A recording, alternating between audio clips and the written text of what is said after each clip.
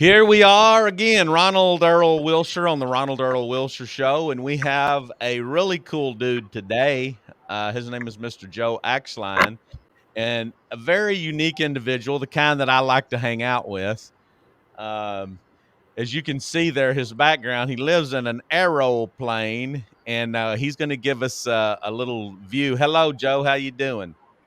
Excellent, excellent. How are you? I'm doing good. I'm glad you came on. What I want to do is you to give us a little tour. We're going to talk about, believe it or not, Joe's going to tell us what he does for a living, but we're going to get a tour of his plane, his house, and but we're also going to talk. One of the reasons I brought him on, he's into something that I'm into called intermittent fasting. So we're going to talk about that this episode. So welcome everybody, and Joe, tell us a little bit about you, what you do, and how you come to live in an aeroplane, and give us a little tour.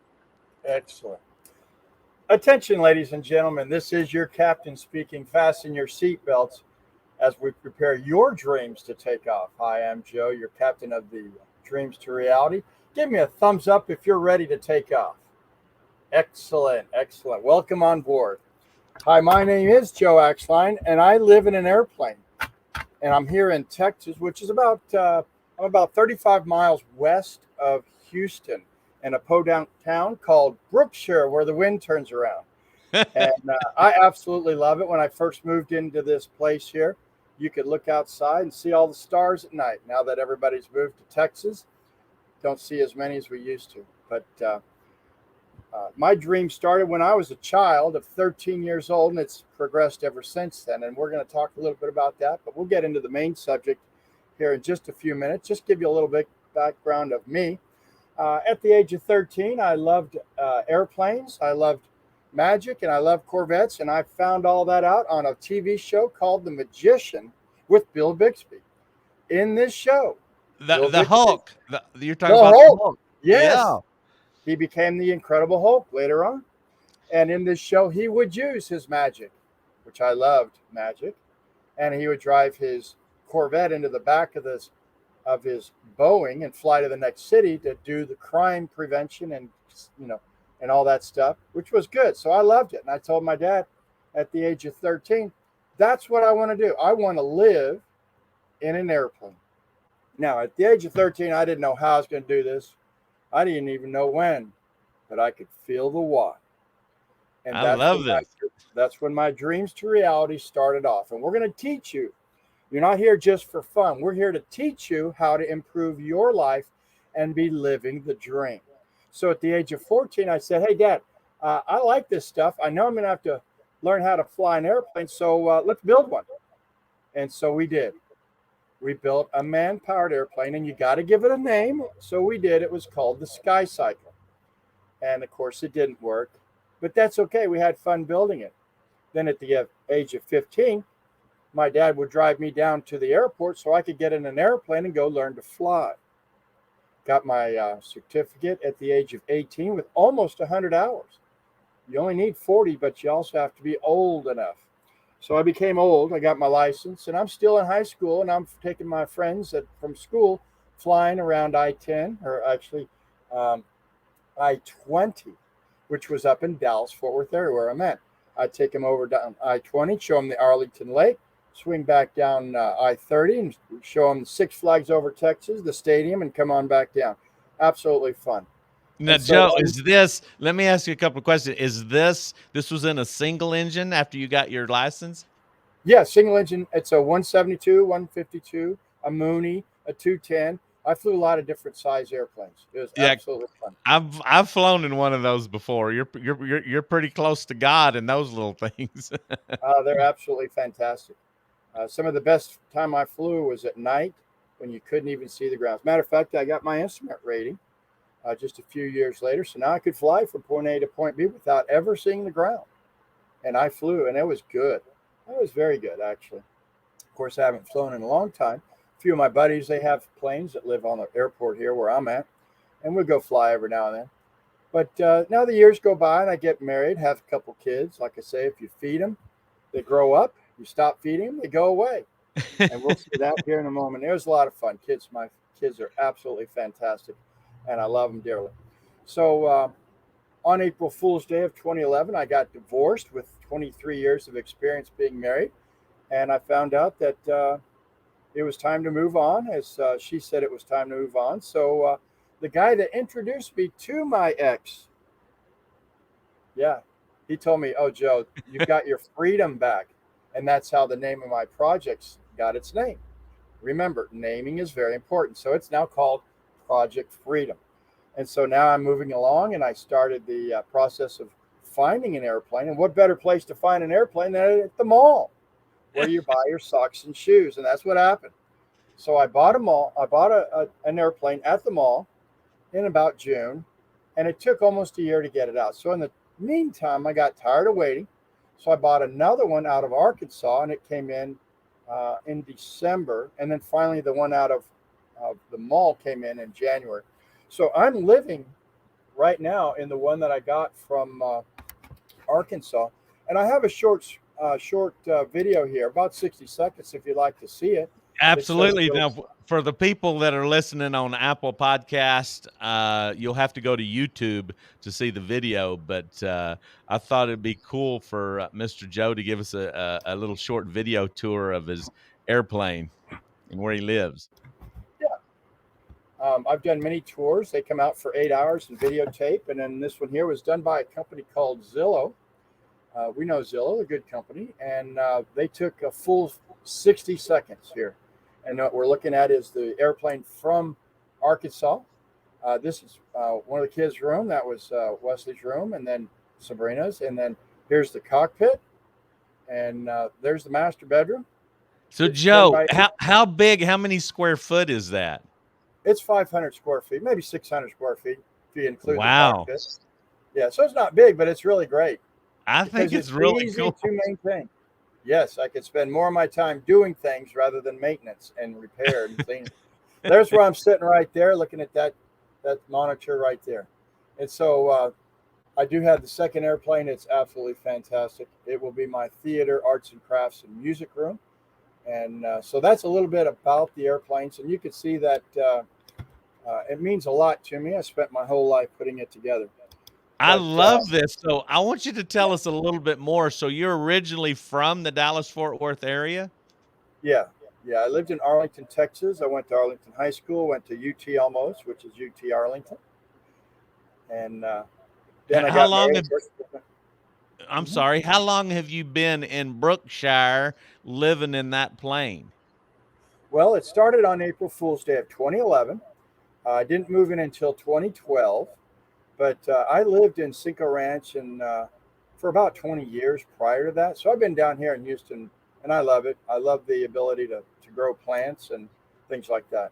Yeah, we're So gonna talk about that a little, but a yeah, little backstory. Joe, I think we met, what, at a networking event, a couple of years ago? oh, closer to 4 years ago. Yeah, it's been a while. So, but I told Joe when I met him, I said, I used to hang out with this amazing skinny blonde, and we used to drive by your airplane. This is, before, and I almost really, honestly, Joe, I almost like stopped and went up there. I wish I would have now because I'm sure you would have let us in, huh? Uh, I didn't know you at that time, so yes. Hey, that's pretty funny. But no, I think it's just so cool, because one of my I don't have my book laying here, I'll have to get it, but I have in my book Miscellaneous Ramblings from a Slightly Deranged Mind. I have a saying in there. It says, "Same is lame, don't add to the noise." And when I met Joe and I said, "Oh, you're the dude that lives in that airplane that we've passed out there." That's what, 361 or 362?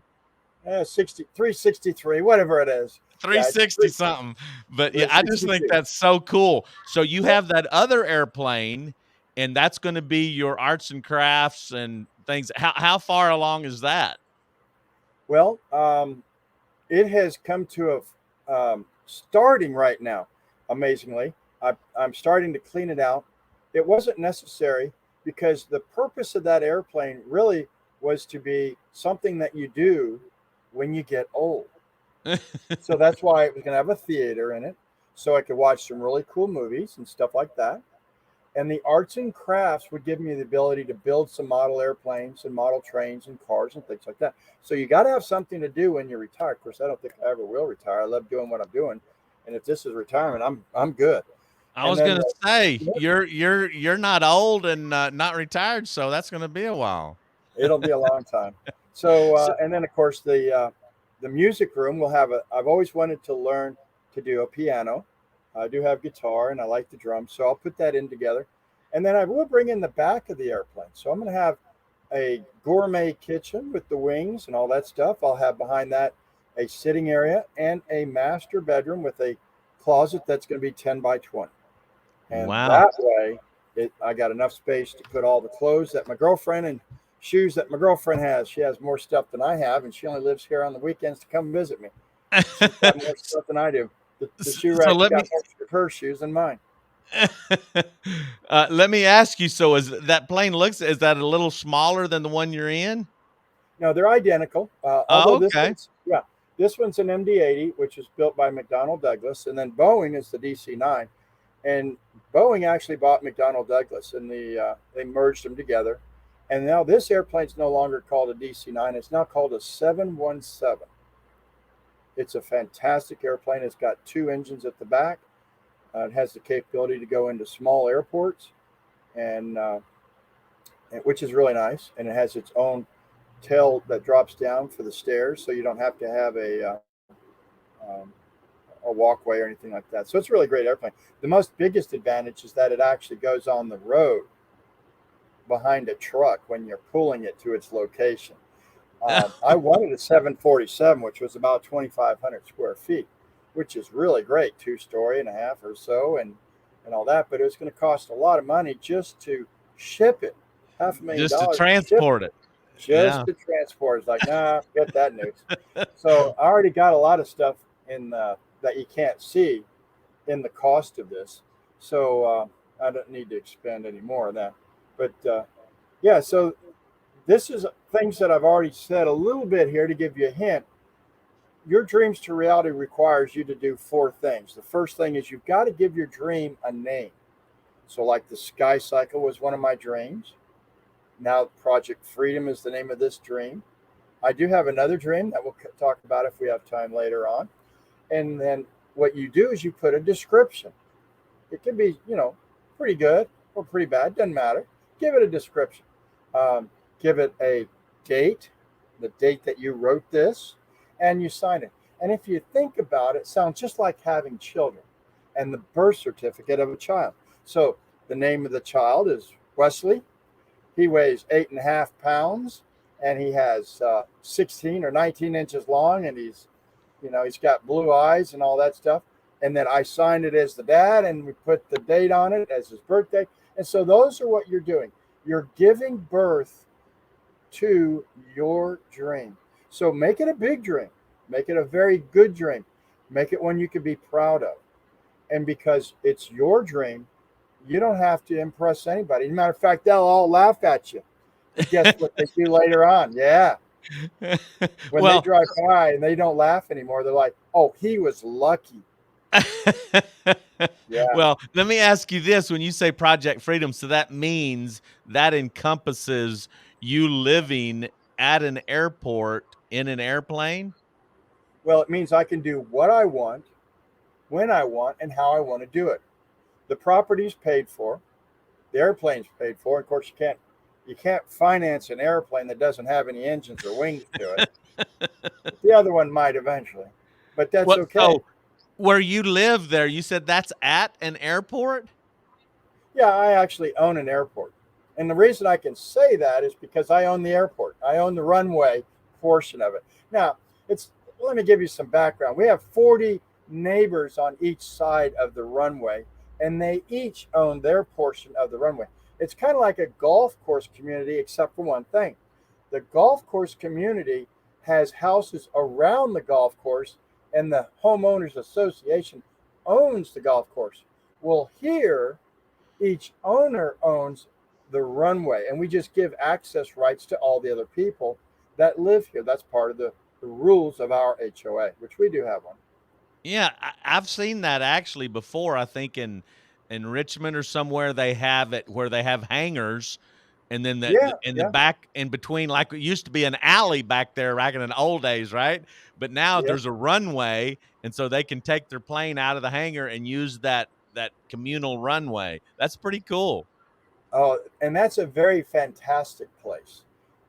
When I first looked at that 35 years ago or 40 years ago, whenever it was I got here, I saw that. It's like, oh, that's beautiful.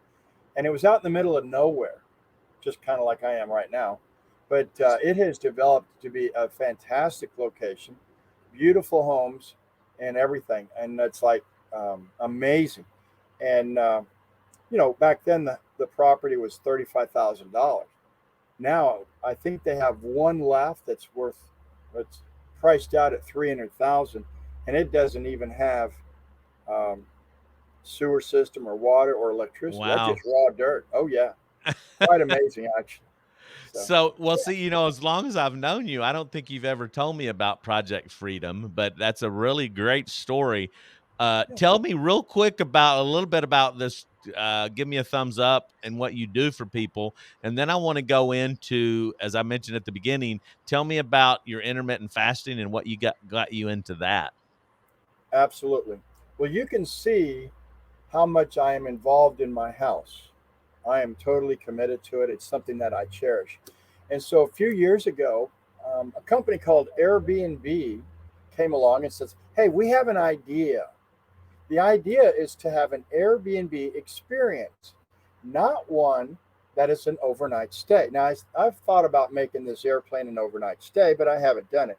But I did turn it into a 1 hour session where people could come out and visit. So if they spend an overnight in Airbnb somewhere in Houston, they got nothing to do, right? Or they do have some things. But anyway, they could come over here and I give them a presentation, all the kind of fun things, put them in the cockpit, make them take off and fly to a destination without ever leaving the ground. And it was absolutely fantastic. I always got 5-star reviews. It was an automatic thing from Airbnb.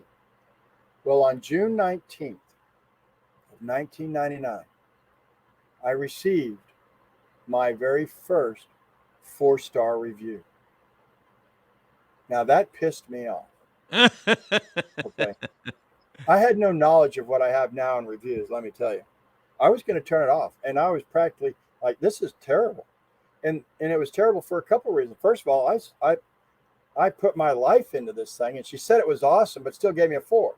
Well, what that did was it put me to a 4.92. Okay. No big deal. We looked at 4.5, anything greater than that. Back then, there was no other events that were less than 5-star. All events on Airbnb were 5-star because they all starting out new.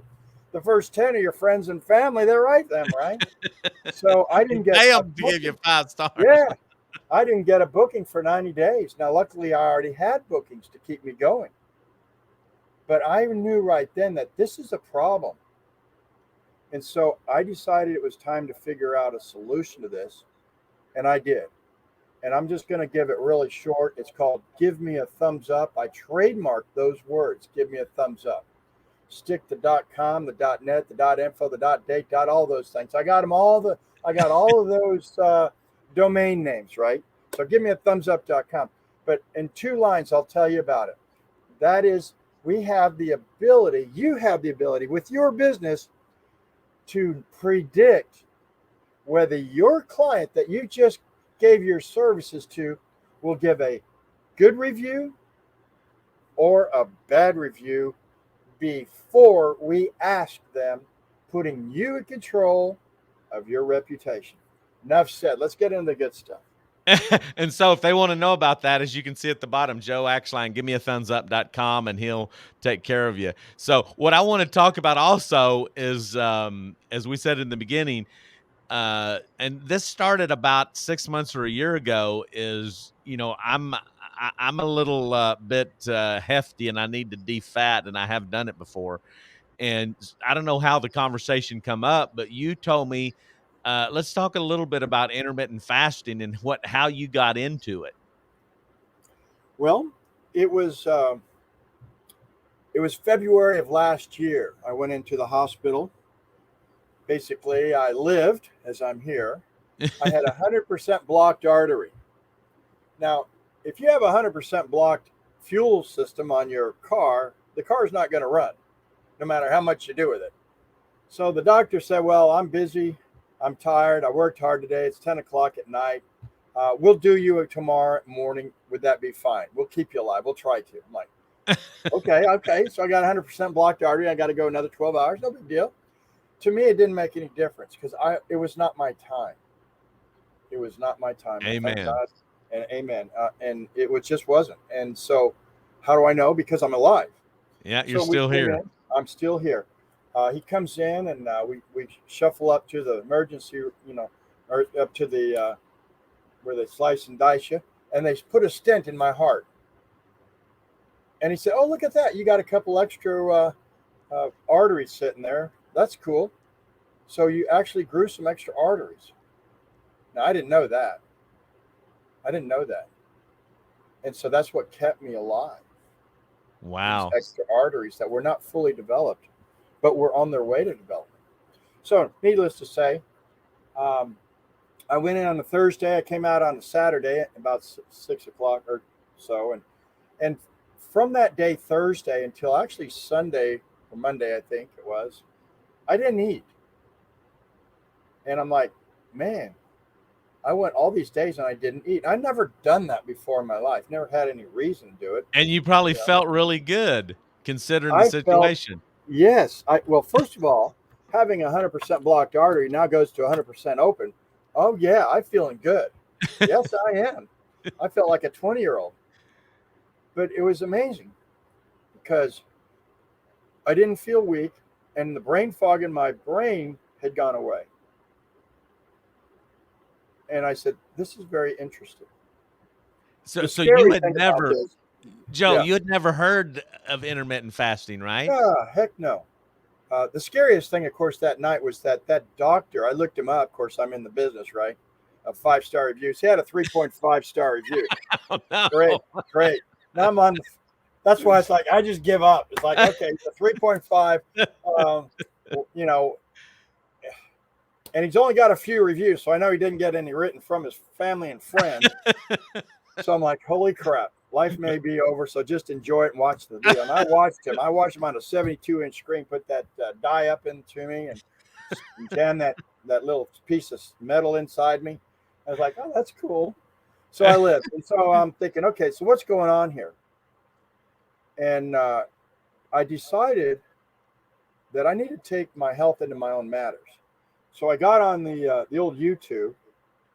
And for the next few months, I started watching a lot of different YouTubes, but I finally got down to basically 2 different people watching YouTube. When you watch thousands of these YouTube videos, you're going to learn there's a lot of garbage out there. Okay. And I'm not perfect. Never will be. Haven't ever tried to be, although sometimes I was a good pilot. But what I'm going to do today for you, my audience, Ron's audience, is I'm going to spark the back of your mind to come to the neocortex, to start learning something and doing your own research. But I got to give you enough spark. And so here's what happens. I'm going into the doctor and I'm reading and looking at all this stuff. I go in July. Of course, the original part started in February, middle of February. So I go to my first appointment in July. And man, I've got a list of drugs that I'm taking like you wouldn't believe. And I'm like, this ain't going to work for me. So I've watched these videos and all this stuff. And I said, okay, I'm going to do this. I'm going to do this, guy. He said, if you want to fix your problems, shut your mouth. Now, I've been told my whole life, sit down and shut up, right? I was going to say, probably ain't the first time you've ever been told that since you were married, right? That's right. So I learned to stop eating. Wow. And what this guy's saying is that you stop eating, and what this does is, you'll lose some weight. And that was not my objective. What I learned is that by not eating for a certain level of time, And for different people, it's different time. For some people, it may be 12 hours. For other people, it may be 48 hours. Don't eat. And what happens is about 4 or 5 different things. The first thing is, what's really cool, is your immune system kicks in. It says, hey, we got to have some fuel down here to run the brain and the heart and all those other body functions. Go find me some stuff to eat, right? So the immune system kicks in. The next thing that kicks in is your growth hormones kick in. HGH. Yeah, something like that. XYZ. Doesn't matter what it is called. What's important is that your body is not taking away from your muscles for energy. What is it taking away? Well, it's taking those old rogue cells that sometimes convert themselves into cancer, old bacteria, old garbage that you have encapsulated in your fat. See, that's the amazing thing. The fat that's in your body, It's toxic. it's toxic. It's something that's garbage that's been encapsulated. But your body said, well, we got to use what we got to use. It's like being in a log cabin in the middle of New York, and it's got 8 feet of snow, and you can't open the door to get out of the log cabin, but you got a whole bunch of wood, and you start burning the wood in the fireplace, and you're nice and cozy and warm. And then all of a sudden you look over and say, darn, I'm out of firewood, and I can't get out of my house. This log cabin is secured. So what do you start burning? The tables that are wood, the chairs that are wood, right? And so your body does the same thing. It looks for all the things that it can burn. And that's how you lose weight. But more importantly to me, when they put the stent in, they fixed one and only one, because the other one I had was 50% blocked. And they said, we won't do anything until you're over 70% blocked. Wow. So I'm like, I got to fix myself. And as I continued to learn, the fourth thing that your body does when it doesn't have any food to process, it starts saying, oh, we need to rebuild. Wait a minute. If you're not processing food, your body's using that energy and the resources to rejuvenate your body. And the way they do that is by releasing the activated stem cells. Now, what's a stem cell? Oh, we know what stem cells. That's where you go to Mexico and you spend $10. They inject you with some stem cells, and all of a sudden your knee's good, your ankle's good. And some people complain about their knee and their ankle not working. But what they didn't understand is that when they were injected by stem cells, the body says, oh, we need those. We're going to fix your heart that you didn't know had a problem. We're going to fix your gallbladder and your liver and all these other problems. We ain't going to fix your ankle. You can still walk. You can fix your knee a little bit later. We're going to fix the most important thing. So stem cells are released automatically within your own body, which are fantastic when you do a certain amount of fasting. Isn't that crazy? So Oh, here's yeah. Oh, yeah. and here's the thing, because I always tell people there's not a person that ever been born, I don't think, that likes to eat more than me. I mean, maybe certainly as much, but not more. But I love it. it's kind of like in bring back the flying thing. I don't like falling because my uncle, when we were 10, took me and my brother and my mom up. He said, let me show you what a roller coaster feels like. And I never liked that. But when I did jump out of an airplane at 14,000 feet, I never got that feeling of falling. It was totally different. And so I say that to say this. People think, Joe, when you don't eat, that you're going to starve. Okay. And so explain what's the difference between fasting and starving. Okay. We'll get to that just a second. I want to finish my fifth item. Okay. The Okay.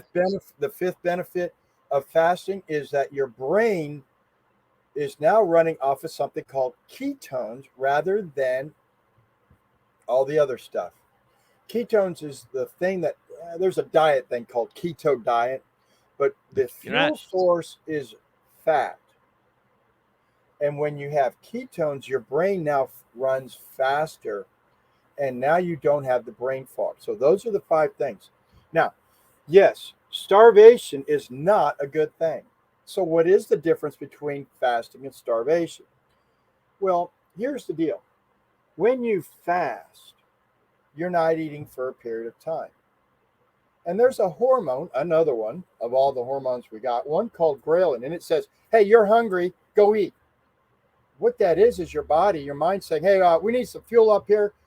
We may need to eat. And so the ghrelin says, okay, we'll go eat. But if you tell it not to eat, such as giving it some water with a little bit of salt, it turns that off and it goes away in a few minutes. No big deal.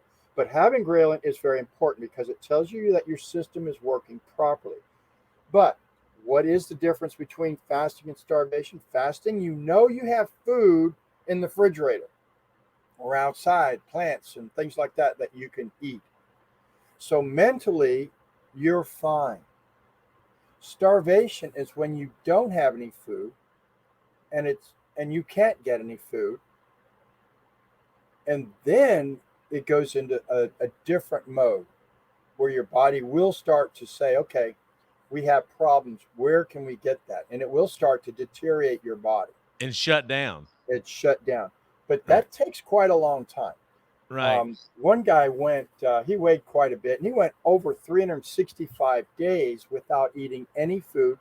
All he had was water and coffee and a couple things that have absolutely no protein Calories. kind of thing. Yeah, calories or whatever. Right. I mean, so I hope this has sparked you as a person wanting to say, oh, I want to lose weight. Well, that's fine. You can lose weight. And that's a byproduct of fasting.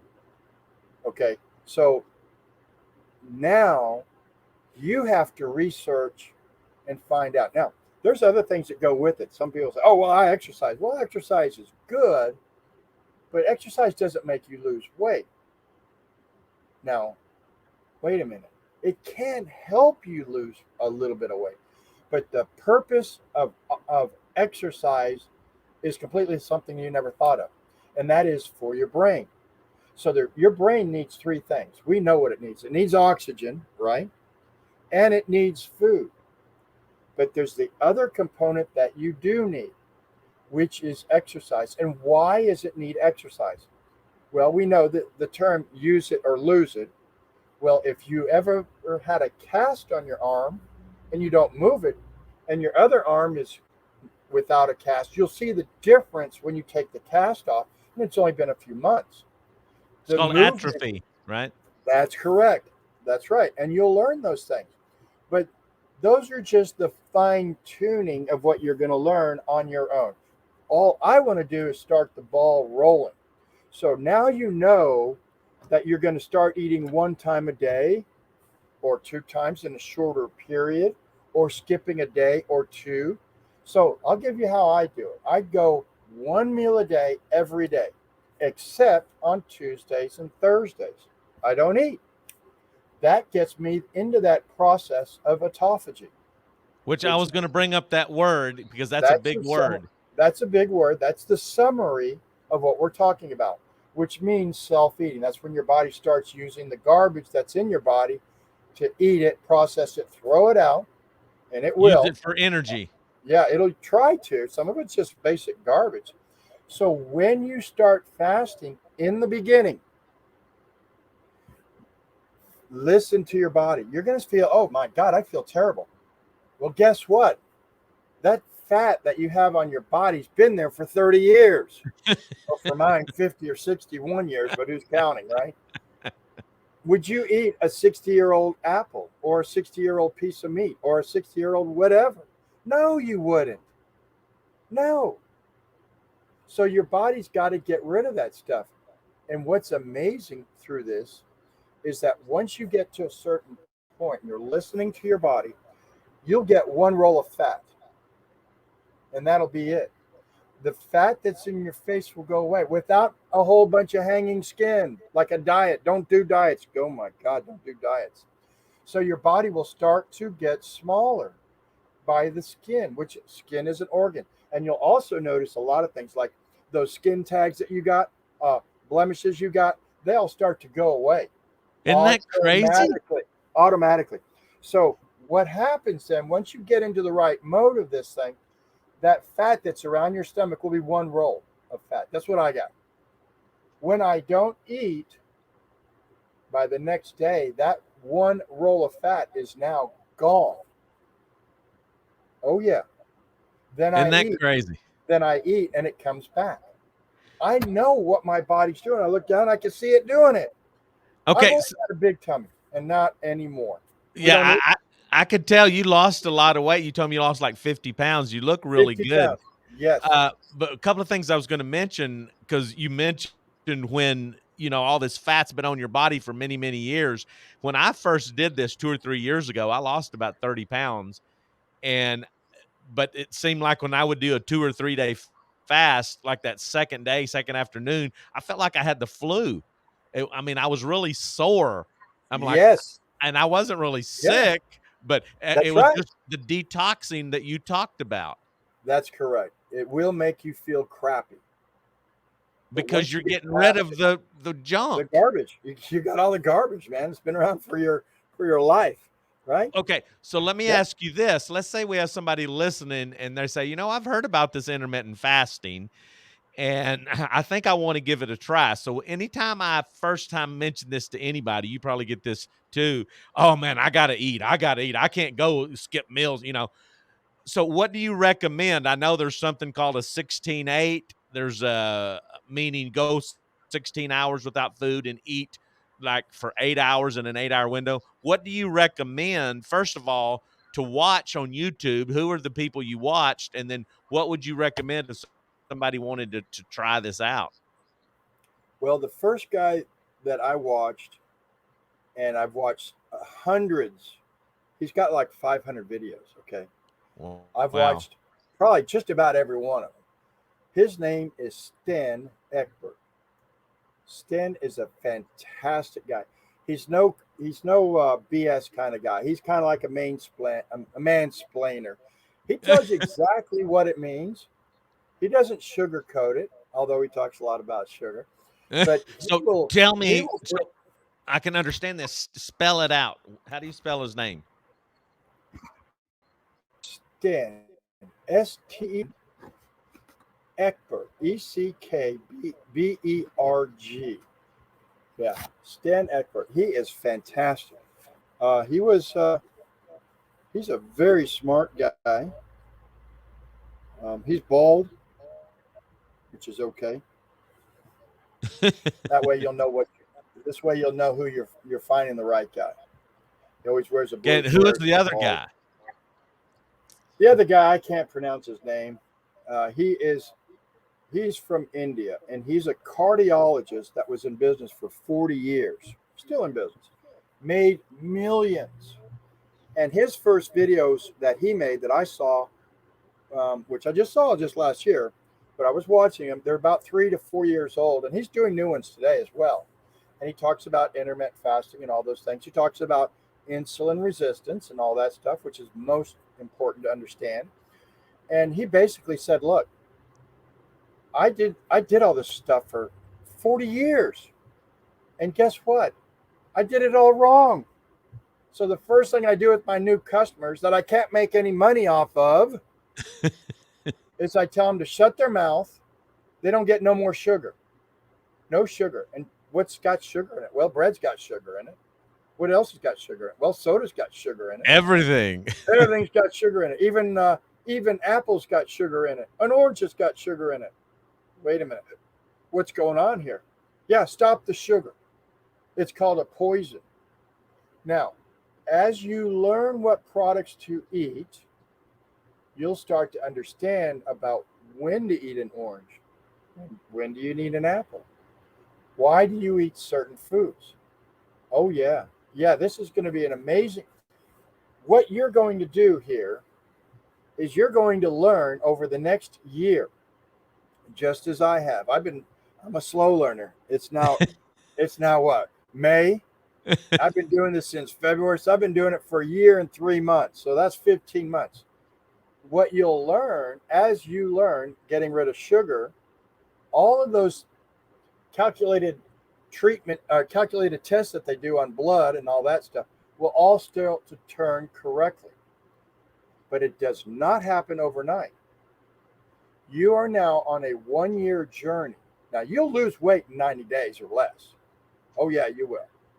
But the journey doesn't stop there because you want to improve the quality of the food you eat. So instead of eating three crappy meals every day, you're going to eat one meal a day. Why? Because now you're only preparing one meal. Now you're only paying for one meal. So go eat the good ribeye steak or the great vegetables that you like. Go get the avocados that are $2, which are like expensive. Like, man, I love them. They're not expensive. The ribeye steak, even at $20, well, that beats three breakfast, lunch, and dinner meals of $8. Well, Now and you're and eating the best quality food.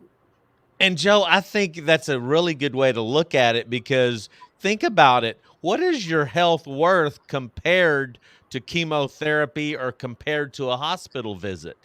You know? Oh, it's not cheap. And you don't want to you want to live the length of your life to be as good a health as you can be for the length of the life. It's kind of like, how do I know how much money I'm going to have, right? When I retire, how much money do I need? Well, you'll need as much money as you need till the day you die, right? Okay. So it's like anything. You want to at least have good health till the day you die. So if you die in a car accident, okay, you died. At least you had good. You weren't hurting every time you stood up. So the exercise that you're going to learn, I've learned it. You're not going to do all these exercises that these fantastic, good-looking hot chicks are doing really cool. No, no, no. You're going to do some of the simplest, easiest ways to do exercise by learning them through Sten. He's going to show you what they are and why that exercise is so important to the brain. And that is the third element of your brain is it's got to have exercise. Your body is simply a tool. And now you're going to learn, oh, this is going to be terrible, guys. You're going to learn something. You're going to learn that the food that you eat is not for you. It's for your gut bacteria because when they poop, that's what you use for your nutrition of your body. So wait a second. If that's what's going on, yeah, that means chew your ribeye steak for a long time because that's all it's good for you is the taste of it right there. The bacteria, when it comes down, it's going to go, oh, yeah, bacteria, because it's going to know. And how does it know? Well, let me say it. We have five senses, right? The first sense we have is seeing. Oh, we see that ribeye steak on the barbecue grill. Oh, that looks good, doesn't it? Oh, yeah. Our second sense picks up on it, says, oh, I can smell it. Oh, man, that ribeye steak smells so good. And the vegetables with it, so good. Love it. Love it. Then what do? When nobody's looking, you take that knife and you cut it. And you don't just use a fork. You pick it up because it starts to fall into the grill. So you got to use your hand and to pick that steak out, that small sliver. And now you're touching it. Oh, my God. And then you put it inside your mouth. And now you're tasting it. Right? Oh, yeah. So those four senses right there have already told your mind what's coming into your stomach. That's why if you eat a food you've never had before, you don't know what it tastes like. You don't know what it smells like. You don't know what it looks like. You don't know how it feels. I mean, go pick up an apple and compare that to a pear. They kind of look alike, but they feel different. And until you've actually gone through the whole process of eating one, you don't know. Quite amazing. And it's funny, like I say, I think we'll probably have to have you back and talk about this intermittent fasting deal again. But it's to me, we fast every day. Unless you eat in your sleep, you already fast, right? Correct. And so That's it's correct. something we do every day, but I think if you will, do your research, I always tell people I'm not here to tell you what to think. I'm here to show you how to use your brain and think for yourself. And so what That's I want to do with this is to give you enough information. And that's why I wanted to bring Joe on, because he'd been talking a lot about this intermittent fasting. And I think once you try it, it'll be something that will really, really help you. Now, again, we're not doctors and don't want to be a doctor. So talk to your health care aficionado. But I mean, it's to me, if I can do it, as much as I love to eat, if I can go without a meal or two a day, anybody can do it. And it's, it's right now, it's noon. I haven't ate since last night, about 7 or 8. And I'm doing the one meal a day. And it's amazing. Like you said, the hunger that you called it ghrelin. Ghrelin is a hormone. That's correct. Yes. Right. It doesn't get worse, right? It'll No. come and No. then it'll go away. Yeah. In 15 So, minutes, it's gone. right. It's just it's this is what's important is when your brain tells you that it's saying that it needs some nutrition. Okay. That's a good thing. If you never have that situation and that was to break and you didn't have it, that would be a problem. You Then could you go would into starve. starve. You could starve yourself and not even know it. Right. So as long Yeah. as you're getting hungry, your body's doing the right thing. Yeah. So, Yeah. well, listen, I can't believe this has been 46 minutes. So, what we're going to have to do maybe is bring you back another time and get more deep into this intermittent fasting. I've really enjoyed the talk, Joe. I enjoyed the tour around your cool place there that you live out in Brookshire, Texas. And Yep. I tell everybody again, the little slider along the bottom, give me a thumbs up.com. But how is that the best way for everybody to get a hold of you? Absolutely. You can go to givemeathumbsup.com and all you do is click I put the menu a little bit further down so that it would make Ronald very very happy because he likes it a certain way and I like to please Ronald. So the menu is down a little bit further and one of those menu items is contact. Click on the contact and you'll see how to get the best a hold of me. You can see that, hey, how do you get a hold of me? What's the best way? What's my response time? Yeah. So give me a thumbsup.com is the best way. Um, Well, I and enjoyed it, brother, and like I say, we'll have to have you back on and talk some more about this, because I think it's something.